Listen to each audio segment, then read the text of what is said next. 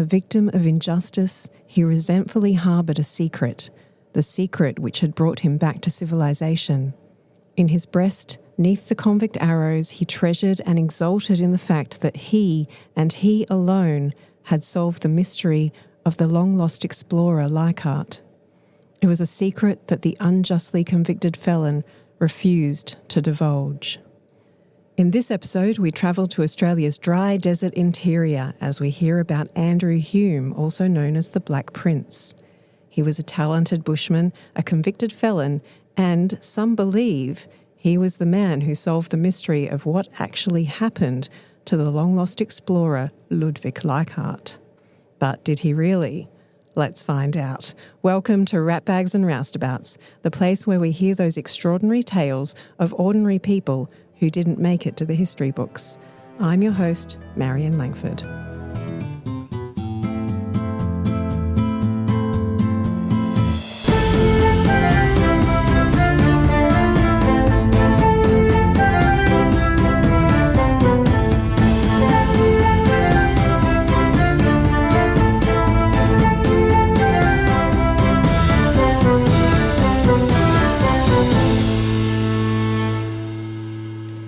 Just before I begin, I just want to warn Aboriginal and Torres Strait Islander listeners that this episode contains the names of deceased persons.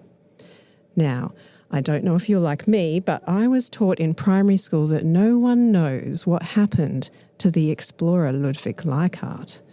All we know is in 1848 he led a party to try to cross Australia from east to west and was never heard from again.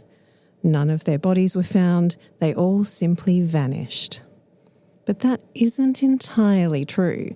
It may surprise you to hear that there was a man who claimed to know exactly what happened to Leichhardt, a man who claimed to not only have evidence of what happened to him and where it happened, but who also said that he had met and spoken with the sole survivor from the party of explorers.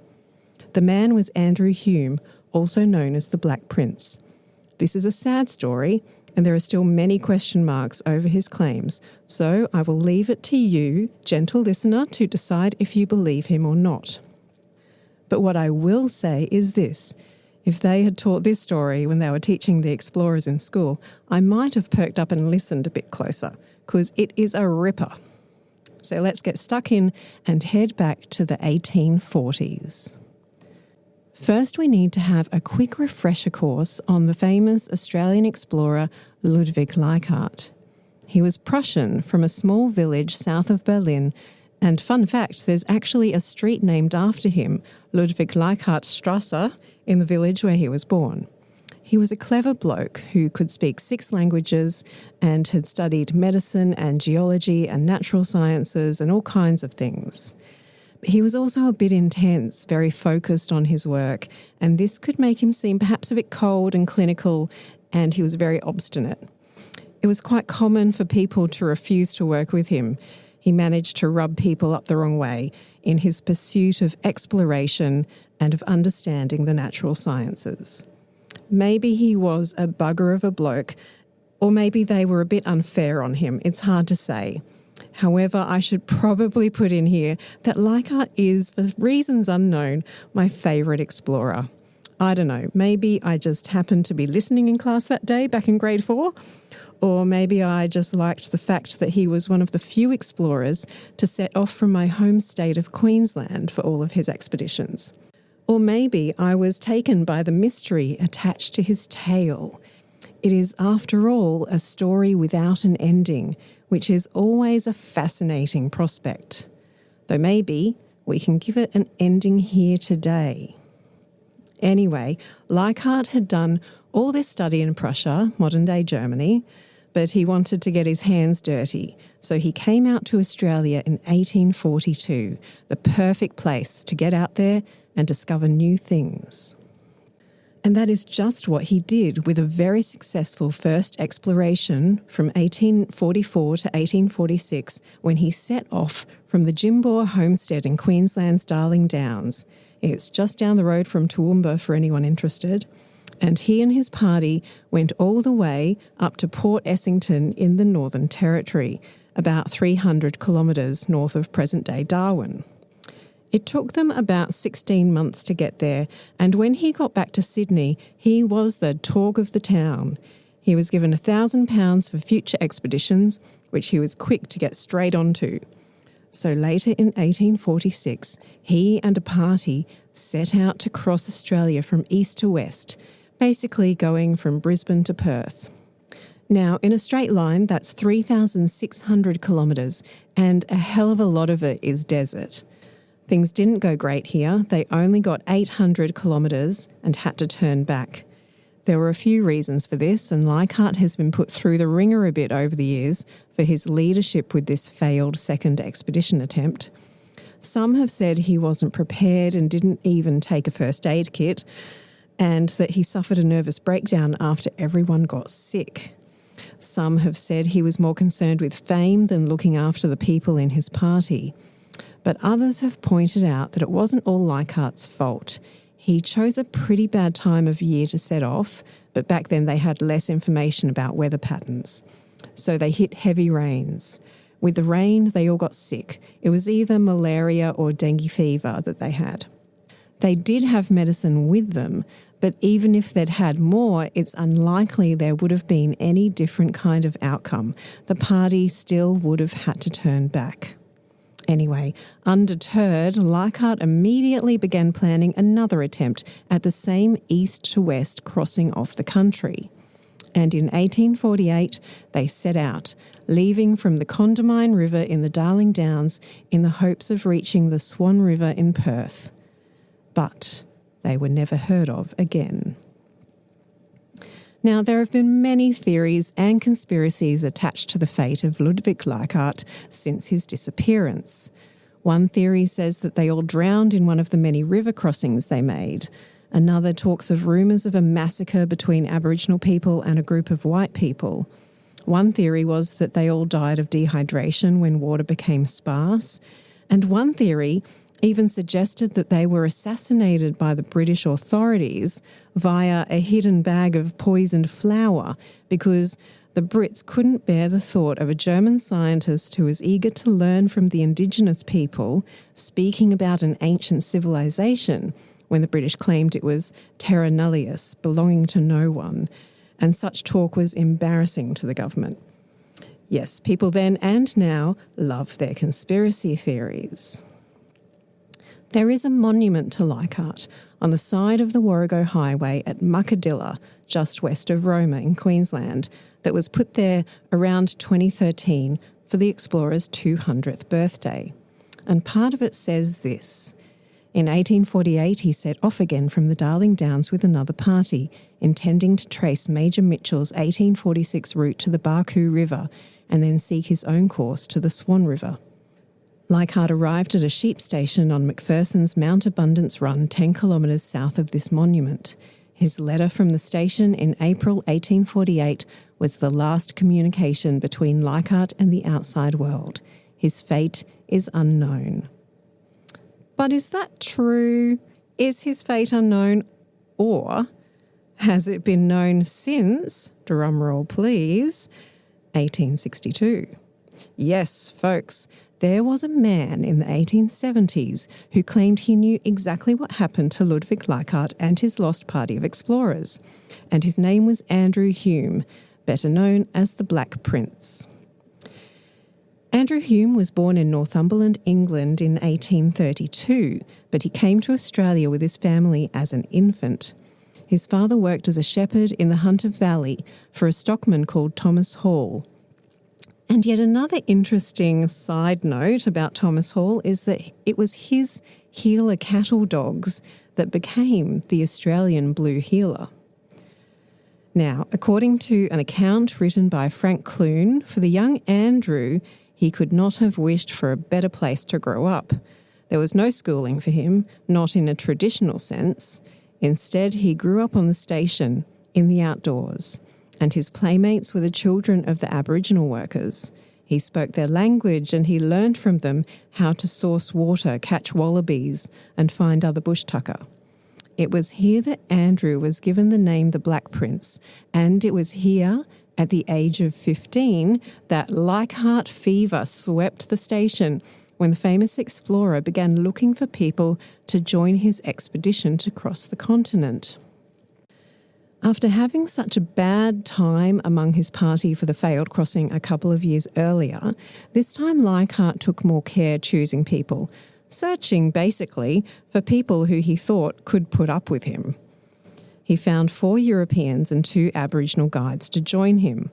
The 2 main Europeans that we'll be talking about today are Adolf Classen and Arthur Hentic.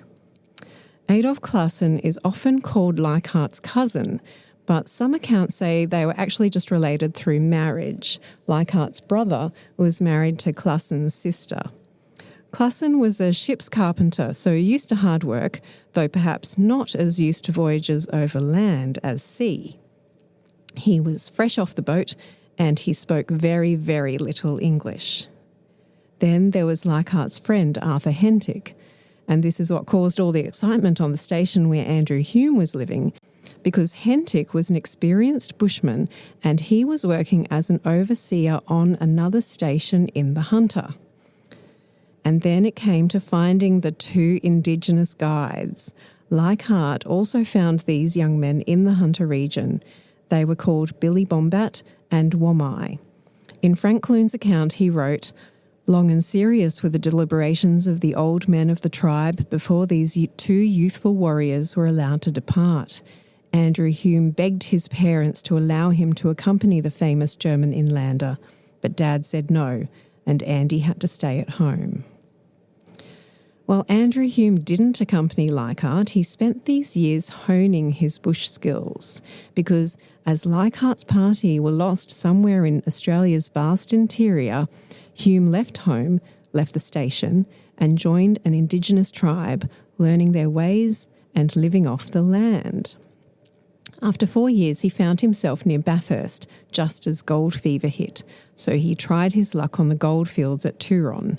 It was there, after 4 years away from any kind of news, he heard a man reading an article in the newspaper that talked about Leichhardt. It was saying that it had been 4 years since his party set out and they still hadn't reached the Swan River. A search had been mounted from the Barcoo River, but with no clues as to Leichhardt's fate. Hume had an idea. He'd go himself. After all, who else would be better qualified? He would go into the interior and find out what happened to the lost explorer and his men.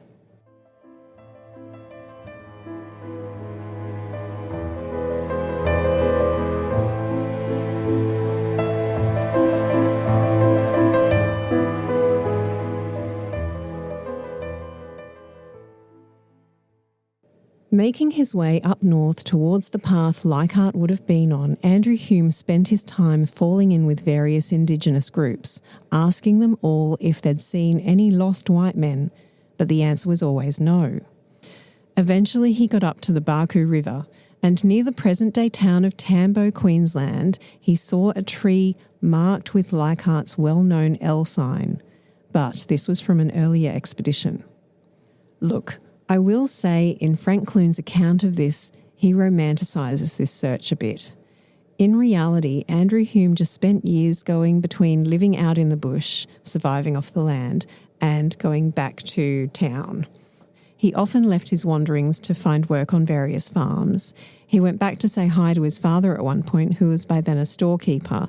He later explained that this was because he was often stopped by Indigenous tribes from going any further while on his quest to find Leichhardt. But in any case, the hunt was conducted in a fairly languid, drawn-out way. He was certainly in no rush. Throughout these years, he sometimes came across trees that Leichhardt had marked, but again, they were from previous expeditions. But as Hume headed further west, eventually, in 1862, he met a white man who was living with an Aboriginal tribe and had been for some time. The man couldn't speak English but spoke with Hume in the Indigenous language. He told Hume that his name was Classen, and he knew exactly what had become of the famous explorer Ludwig Leichhardt because he had been right there with him. Armed with a barrage of information from Classen, Hume set off back towards the east. Again, though, he was in no rush. 3 years later, in 1865, he got some work at Taroom, north of Roma. Then, in April 1866, he turns up at a pub in Barradine, northern New South Wales, his beard down to his waist, a pistol on his hip, and 9 sovereigns in his hand, ready to drink the lot. He spent a week there drinking the pub dry until he was told it was time to leave, so he left. And this is where things take a turn for the worse, because after a week's bender, riding his horse along the road out of town, he came across a police sergeant who at that time was on the hunt for bushrangers.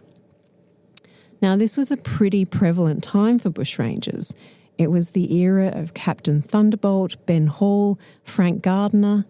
At the time the police sergeant went out, there'd been reports of a group of bushrangers about, so that's what he was on the hunt for. And, well, he took one look at Andrew Hume and arrested him on the spot. An article in the Maitland Mercury described the arrest. It's titled, "Capture of a Supposed Bushranger." A very suspicious character was captured by the Coonamble police on Thursday last. Police saw the man in the bush looking for his horse and ordered him at once to stand and hold up his arms. In searching him, they found a revolver capped on 4 nipples but not loaded, a crepe mask, and various coloured ribbons, some striped and some plain, which appeared to be for the purpose of signals. I have no doubt in my mind that he belongs to one of the gangs that have been infesting the northwestern district for some time. He stated to the police that he had got his revolver from Captain Thunderbolt.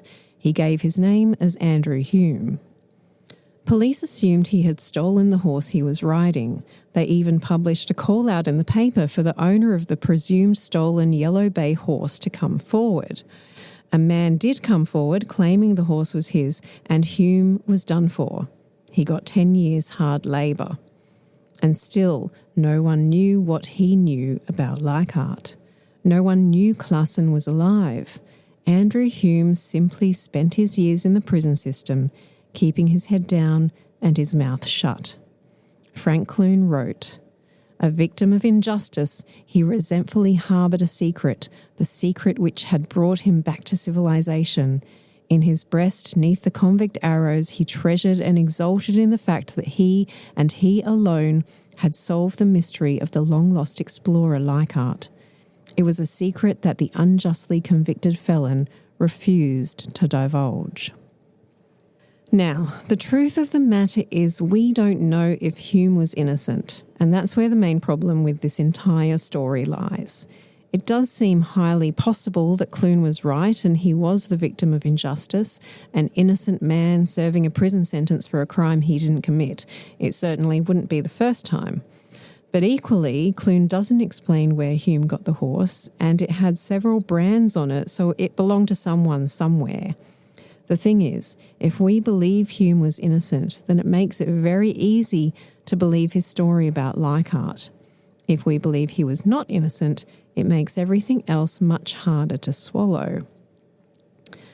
Obviously, these days, it would have been a lot easier to contact former employers, get testimony from people who he had encounters with in order to substantiate his story. But back then, not only was this difficult, no one wanted to do it. They took one look at the outlier Hume, with his strange appearance and his strange ways, and immediately presumed him guilty. By 1871, he'd been in prison for 5 years, and he got sick enough to think that he was at death's door. So he asked for an interview with the governor of the jail, and at that meeting he was given permission to write to the Inspector General of the prisons. He had to dictate this letter as he had never learned how to read or write, but basically in it he said that he knew of the location of documents buried by Leichhardt. Klassen had shown him the 2 trees they were buried under, and if he could be given permission, he would go and retrieve them, thus putting an end to the mystery of the fate of the famed explorer. In his letter he wrote, "Underneath the first tree was a bottle containing letters. In the rock, or rather in the hollow of the rock close to the second tree, were papers rolled up in a saddlebag, some of which were written documents and some appeared to be maps or plans. I placed the letters which I found under the first tree with the others under the second tree. After doing this, I promised the white man who was with me that I would either bring them to Sydney myself or let the government authorities know where they were. I must not omit to mention that I found a quadrant, telescope, and a thermometer with the articles concealed in the rock under the tree. It must have been both an unbelievable and an intriguing offer. If none of it was true, it would at least go down as one of the most inventive ways to get an early release from prison. While the authorities didn't believe Hume's claims, they couldn't let it go without investigating a bit more, so a group of men went to interview Hume about the matter. In his answers to them, it was clear he was well versed with Australia's interior, but the question remained, was all this Leichhardt stuff simply made up as a clever way to get a release? When asked about what happened to Leichhardt, he recounted Classen's story. He said Leichhardt and his party had crossed from Mount Abundance to the head of the Barcoo, also then known as the Victoria River. And this is what apparently happened to the ill-fated explorers, in Hume's own words. It appears some horses were beginning to die and the rations and water were getting scarce, and Mr. Classen left the camp in the morning to go about 20 or 30 miles to find water for the next day's camp. When he came back, they were all gone but his cousin or brother-in-law, that's Leichhardt, who was lying on the ground senseless. It appears he had tried to prevent them taking the horses away, and they abused him, assaulted him. He lived some days after. He died from the injuries received. He had been bruised or beaten. I think they had kicked him greatly about the side, Mr. Classen was telling me. They had him, that's Leichhardt, on the ground, you know. Classen said the men went away to the south. The tribe he was with never learned their fate. He added that Leichhardt's remains were taken to a large lake on a large tableland with 2 creeks running into it. Hume's story was enough to get the authorities to at least let him go back to retrieve the buried documents and artefacts and see if he could find Classen again. In 1872, they gave him some provisions and a one-way boat ride to the Northern Territory, and he set off south in search of Classen and the 2 marked trees. By November 1873, he turned up again, clutching a satchel and eager to get back to the authorities in Sydney. Inside the satchel, according to Hume, he had the papers of Leichhardt's, pages from his journal as well as his telescope and watch. But he refused to show anyone his haul until he arrived back in Sydney. Through a bunch of different boat rides, through dysentery and sickness, he refused to let the bag out of his possession. By the time he finally got to Sydney and got to politician John Bowie Wilson, bag in hand, he was very sick. And here's the twist. He claimed he had been robbed and the bag had been emptied of its contents, a sad revelation he had only made that morning when he looked inside. Immediately, everyone accused him of lying about the whole thing.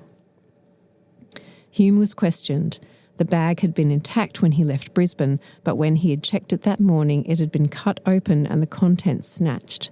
The telescope was still there, which he handed to Bowie Wilson, but everything else was gone. He explained again what he had brought back. He also told them how he had tried to get Classen to come with him, but the tribe wouldn't let him leave. He said, Classen expressed great anxiety to get back to civilization. He is getting very stooping. He hardly goes out of the camp. With the evidence all gone and discreditors champing at the bit, there was only one thing for it. Hume offered to lead another expedition to where Classen was, to prove once and for all he was telling the truth.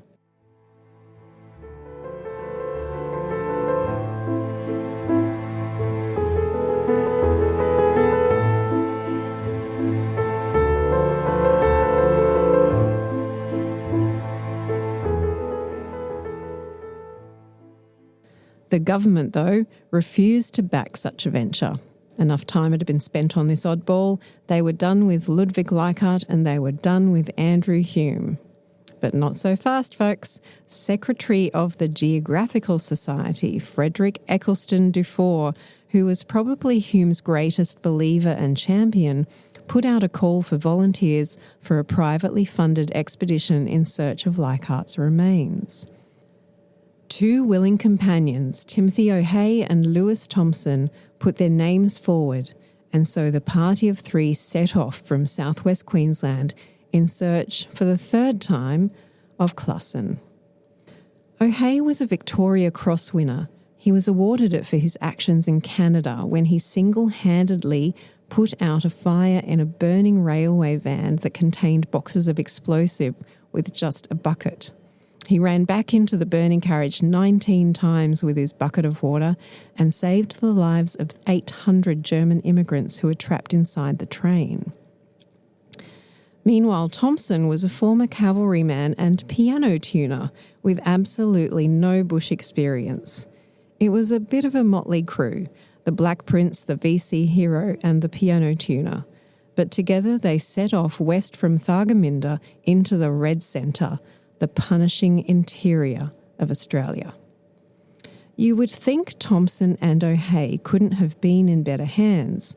After all, Hume had spent years wandering in Australia's outback. He could speak several Aboriginal languages. He knew how to live off the land, how to find water, how to navigate.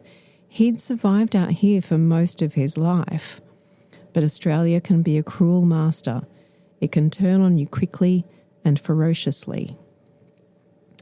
According to Frank Clune's account, the 3 men got as far as Nokatunga Station in Channel Country in the southwest of Queensland. While camped by the Wilson River there, they chanced on a mailman, Bill Olaf. He knew the area well, so he gave the men directions to a shack at Cooper's Creek, near the spot where the Burke and Wills dig tree is. Clune wrote this. "Follow the road 10 miles south from here," said Olaf, "and you'll come to Nakundra Waterhole, where you will find John Conrick's dray track branching to the west. Follow that and it will bring you to Cooper's Creek." Hume laughed. "I knew this country before John Conrick was ever thought of, and I don't need any dray tracks to find what I'm looking for." Olaf believed him, particularly when he saw that Andrew could yabber the local lingo of the Diari tribe fluently. On November 1, 1874, the men went to the Nakundra Waterhole, but instead of turning onto the dray track, Hume led them further south, confident that they'd reach their destination in no time at all. They rode all day without finding any water. They rationed what was in their water bags as they continued, and still they found nothing to drink. Hume swore there had been a creek there when he'd last been in the same country 20 years earlier, and there had, but with no rains that year the creek had dried up. They'd been riding 3 days without water by now. Admitting defeat, the men turned back to ride 3 days back to the waterhole they'd come from. Clune writes, "A long day's riding on the scorching trail brought the parched men and beasts to a waterless camp at nightfall. Next day they struggled wearily through another day's agony, and still no appearance of water. At nightfall, Hume said, 'I've gone a bit astray, and now it's every man for himself. I'm done up, and so is my horse, and I'm going to camp here for the night. But if you 2 coves like to ride back to the waterhole and leave me here, I'll be all right.'" Ever the loyal soldier, O'Hay stayed with Hume. Meanwhile, Thompson, with no bush experience at all, put his trust entirely in his thirsty horse, riding through the night until the horse collapsed, unable to move a step further. Thompson and his horse rested until daylight, then rode some more until the unforgiving sun was too much to bear. Thompson dismounted and crawled under a bush, ready to die. But then he heard the unmistakable caw of a crow. Where there are birds, he reasoned, there must be water. He managed to cajole his horse into getting up, and the pair staggered on, following the crow. A few 100 metres on, his horse broke into a trot. There in front of them was a waterhole. Thompson hadn't been there long before he looked up to see Hume and O'Hay's horses also at the waterhole. The men he had left behind had let their horses go, hoping at least they would manage to survive. After finding the waterhole, Thompson spent 2 days looking for his companions, but he had no bush skills, no tracking skills, and he thought he'd better not push his luck. So he set off back to Nokatunga Station, where he told them what had happened. The police were summoned, and they sent out a party of trackers to search for the other men. They found their horses dead, and they also found the body of Andrew Hume, lying on his right side, the same as though he had died in happiness. Sometime later, trackers also found the skeletal remains of Timothy O'Hay, who died at the place where the 3 states of Queensland, South Australia, and New South Wales meet.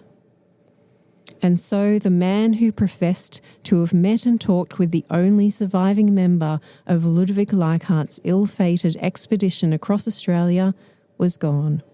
He had tried to give the world information, but all he left were questions. Many have debated in the intervening years whether he was a conman, a liar, whether he had done any of the things he had said. This letter to the editor of the Brisbane Courier in 1880 was written by one such sceptic. Hume professed to have wandered in the interior at his own sweet will and interviewed an aged white man who said he was Classen. That Hume should have returned from these interviews without any definite knowledge or any knowledge at all of the fate of Leichhardt seems strange. That at his base of operations, namely the overland telegraph line, he is regarded as a fraud is a fact. Hume on several occasions professed to leave the working party and make long excursions into the interior. The men who knew him and who were working with him say that his tracks were repeatedly seen within a short distance of the line and that nobody ever credited his yarns when he came back. Hume was never looked upon as anything else but a humbug by the men who had opportunities of judging, and that he ever crossed from the overland telegraph line to the Mulligan is scarcely credible. That particular latitude is the driest belt of Central Australia. It is almost rainless, and no one has yet succeeded in traversing it. Lower down to the southward, MacDonald made the line safely, but the desert west of the Mulligan is of a most pitiless nature. Any man who had crossed from, say, Barron Creek to the Mulligan would never have died as Hume died. And that is the story of Andrew Hume, folks. Hero or conman, skilled bushman or fraud, I will leave it up to you to decide. An editorial in the Empire on December 1, 1874 asked that very question, but it added a secondary question. Did it really matter? Whether that story was entirely false, or if not, how much truth it contained are questions that in all human probability will never be satisfactorily solved. It is patent now, however, that Hume staked his life on the result and died in attempting either to further mislead the public or prove the truth of his remarkable assertions. The article went on to say the government jumped to the conclusion that Hume was an impostor and acted accordingly. And it went on to point out that regardless of whether he really did solve the mystery of Leichhardt's fate, his skills traversing the interior of Australia had been a missed opportunity. If successful only in discovering some of those great tracts of the interior which still remain unknown, the knowledge the party would have brought back would have been of 1,000 times more value than the trifling cost incurred in fitting them out. Whether Hume was an impostor or an enthusiast, the results would have been important. While the Premier of England is congratulating the people of England upon having a love for enterprise and discovery possessed by no other nation in the world, we have permitted our fellow creatures to die of thirst and privations, rather than spend a few hundred in testing the truth of a tale almost unexampled for interest, even supposing a great part of it is to be false. And they raised a valid point, because the ability this singular man offered in opening up new tracts of land, new pathways, new knowledge at a point in time when this information was so lacking in the British colony, this chance had been completely squandered. And perhaps when we look at the story of Andrew Hume, that was the true tragedy. Anyway, I hope you've enjoyed hearing all about Andrew Hume, the Black Prince, the man who found, allegedly, Ludwig Leichhardt.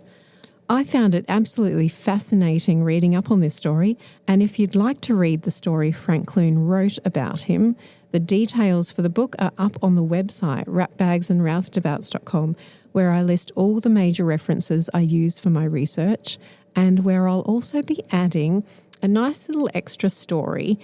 In this episode, we heard that the station in the Hunter Valley where Andrew Hume grew up was where the Australian blue heeler cattle dog came from. So if you'd like to hear about the origins of the famous dog, head to the website and check it out. And don't forget to follow the show on your podcast provider so you get a heads up whenever there's a new episode. Or you can also follow the Ratbags and Roustabouts Instagram page. But that's it for today. I'll be back as usual in a fortnight's time when you can join me again for more stories about those common as muck ratbags and roustabouts from our past who still have incredible tales to tell.